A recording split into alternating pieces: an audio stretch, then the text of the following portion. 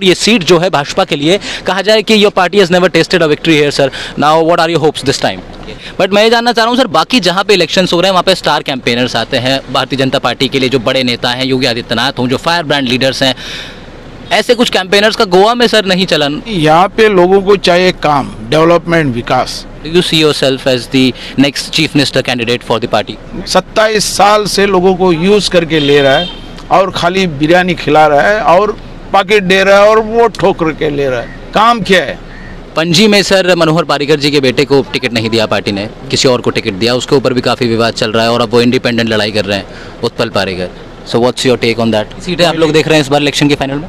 अरे 100% 27 तो सीट आ ही जा रही है। सर आप डिप्यूटी चीफ मिनिस्टर हैं, मैं देखता हूँ कि बाहर जो है वहाँ तो फुल सर, जैसे कहते हैं कि बनारसी भाषा में भौकाल रहता है, कि सिक्योरिटी रहती है, जीप रहती है, 10-10 गाड़ियाँ चल रही हैं काफिले में और सायरन बज रहा है। और ये आप देखिए, एक गाड़ी है, कोई आगे पीछे कोई काफिला नहीं, 2 लोग उस गाड़ी के अंदर बैठे हैं और इसी के साथ ये पूरे में डोर टू डोर कैंपेन कर रहे हैं। और ये भी गोवा की बड़ी कमाल की बात है। खैर आ गए हैं गोवा तो ये सारी चीज़ें आपको दिखाएंगे, आप खुद ही देख सकते हैं उस डिफरेंस को। नमस्ते एवरीवन, यू वाचिंग मेरा चैनल फ्री वॉइस राहुल, मैं हूं आपके साथ राहुल भारद्वाज। उत्तर प्रदेश की विधानसभाओं को कवर करते करते मैं अब कुछ दिनों के लिए आ गया हूं गोवा, और गोवा में इस वक्त मड़गांव में हूं। फोन स्क्रीन पर जिनका आप चेहरा इस वक्त आप देख रहे हैं, ये गोवा के डिप्यूटी चीफ मिनिस्टर हैं, उप मुख्यमंत्री हैं गोवा के, मनोहर बाबू असगांवकर। मड़गांव विधानसभा से सर आप चुनाव लड़ रहे हैं। We are going to talk in Hindi और English? Hindi, okay great. So Margao विधानसभा से सर चुनाव लड़ रहे हैं। मड़गांव विधानसभा से 6 बार दीनानाथ कामत यहाँ से विधायक रहे हैं। पहले भाजपा में ही थे, उसके बाद कांग्रेस में आ गए और ये सीट जो है भाजपा के लिए, कहा जाए कि your party has never tested a victory here sir, now what are your hopes this time? ये टाइम पूरा मड़गांव में लोगों ने सोच लिया है कि ये टाइम चेंज, ये टाइम न्यू चेहरा, ये time Babu Asgaonkar. I was just going through the pamphlets your people were distributing, and उसमें ये था कि सर आपने कुछ प्रॉब्लम्स उसमें बताई हैं। I want to know कि what are your plans to wipe out all those problems? मैं 85-90 में मैं काउंसलर था, 2 टाइम मड़गांव में काउंसलर था। उसके बाद मेरे को संधि मिली धारगढ़ का एमएलए बनने के लिए, पेडने का एमएलए बनने के लिए, और 4 टाइम मैं वहाँ पे इलेक्ट होके आया हूँ। वहाँ पे हर घर में लाइट, संडास, रास्ता, ये सब कुछ मैंने दिया हुआ है, और इसके बाद एम्प्लॉयमेंट लोगों को दिया हुआ है। बड़े बड़े प्रोजेक्ट मैंने लाए हुए, 2 ब्रिज लाए हुए हैं, और तिड़ारी प्रोजेक्ट, चांदेल प्रोजेक्ट प्लांट मैंने लाया है वहाँ पे। इसके बाद मैंने जो बड़े प्रोजेक्ट है, जो एयरपोर्ट मैंने लाया है वहाँ पे पेडने में, जो मोपा में। दूसरा आयुष हॉस्पिटल, जो एशिया का सबसे बड़ा हॉस्पिटल बन जा, वो आयुष हॉस्पिटल मैंने पेडने में लाया है। तीसरा क्रिकेट स्टेडियम, जो 35,000 सीटिंग कैपेसिटी का, मैं वहाँ पे लाया हूँ। अभी बीजेपी पार्टी ने मुझे मड़गांव में खड़ा किया है। मड़गांव में 2 टाइम मैं काउंसलर था, और मड़गांव की हालत मैं जानता हूँ, क्योंकि मड़गांव में 27 साल से ये दिगंबर कामत आमदार था, लेकिन उसने कुछ भी नहीं बनाया।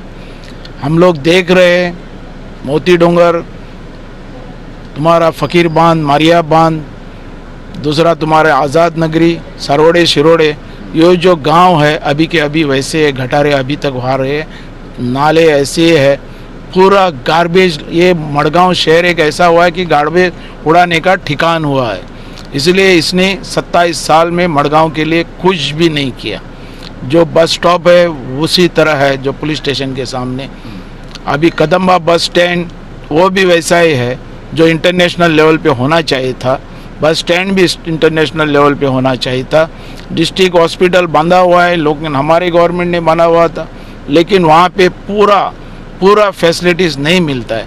जो भी सीरियस पेशेंट रहता है उसको बाम्बोली पंजे में ले जाना पड़ता है।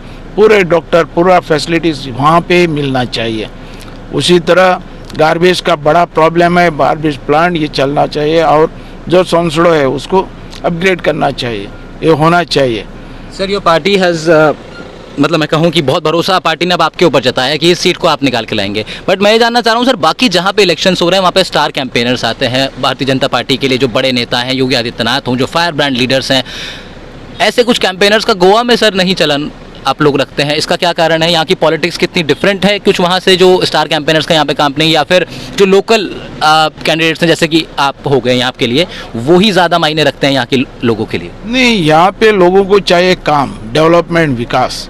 जो विकास करेगा वही स्टार अपना एक्टर स्टार ये कैंपेनिंग करने वाला है, तो वो चल रहा है। तो यहाँ पर बाहर के जो चीफ मिनिस्टर्स हैं, यू डोंट रिक्वायर देम? उतने नहीं है, लेकिन जो आते हैं उसका वेलकम है। अभी हमारे यहाँ पे नड्डा आ रहे हैं, प्रेसिडेंट जो पार्टी के हैं, वो आ रहे हैं कैंपेन के लिए।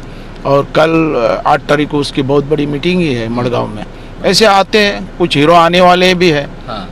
लेकिन ज़्यादा से ज़्यादा जो लोकल रहते हैं, उन्होंने काम किया है गोवा के लिए, उनको ज़्यादा लोग नज़दीक रखते हैं। Do you see yourself as the next chief minister candidate for the party? नहीं, मैं उतना, वो पार्टी के डिपेंड्स है। जो काम अच्छा रहेगा वो टॉप ग्रेड पे जाएंगे। अभी हमारा ऑलरेडी डिक्लेयर हुआ है कि डॉक्टर प्रमोद सावंत हमारे चीफ मिनिस्टर हैं, और आगे की सरकार तो हमारी आने वाली है, उसके अंदर डाउट नहीं है। सर, बूथ लेवल पे कितना प्रिपरेशन है आप लोग का इस सीट पर जीतने के लिए? क्योंकि 6 बार एक ही विधायक यहाँ पे रहे, is a very strong candidate है। नहीं, वो तो स्ट्रांग था, लेकिन कुछ करके दिखाना मांगता था। उसने मड़गांव में कौन सा आवाज़ उठाया, कौन सा आवाज़ उठा के जो नहीं होता है वो रास्ते पे लाया है, आंदोलन किया है या मोर्चा लाया है? कुछ भी नहीं। खाली बैठ के वो इलेक्शन लड़ने देख रहा है। क्योंकि इलेक्शन आ गया कि कहीं लोगों को एक पैकेट भेजा, कुछ घर में जाके बिरयानी खाया कि वोट मिलता है, ऐसा उसको हैबिट हुआ है।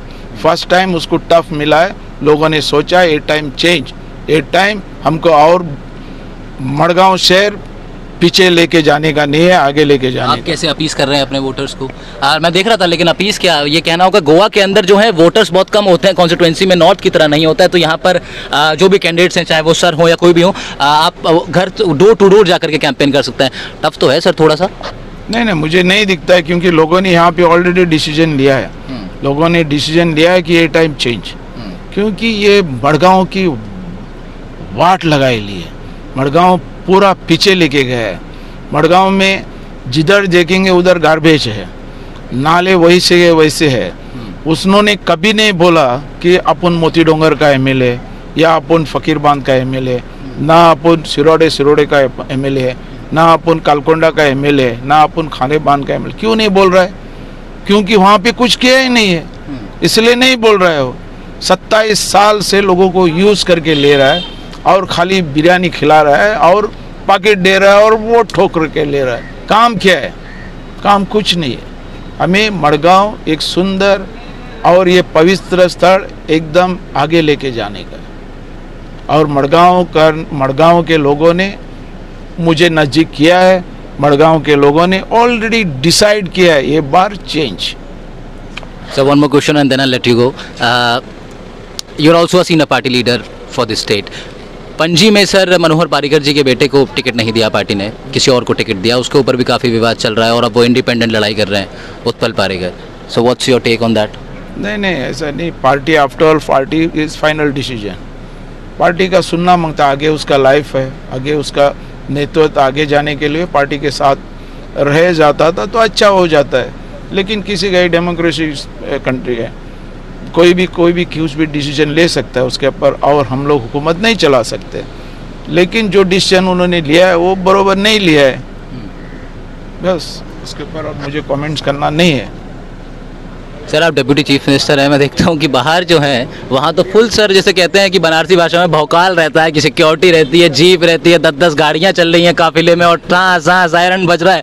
And I just look at your simplicity and it's amazing sir, it's amazing. ये क्या है सर, गोवा में क्या जादू है कि आप लोग इलेक्शन जो है इस तरह से मतलब बिल्कुल आसानी से हो जा रहा है सर? नहीं, गोवा में क्या है, गोवा ये पीसफुल शहर है, सिक्योरिटी सब कुछ हमें है, लेकिन हमें वो शो बार दिखाने का नहीं है।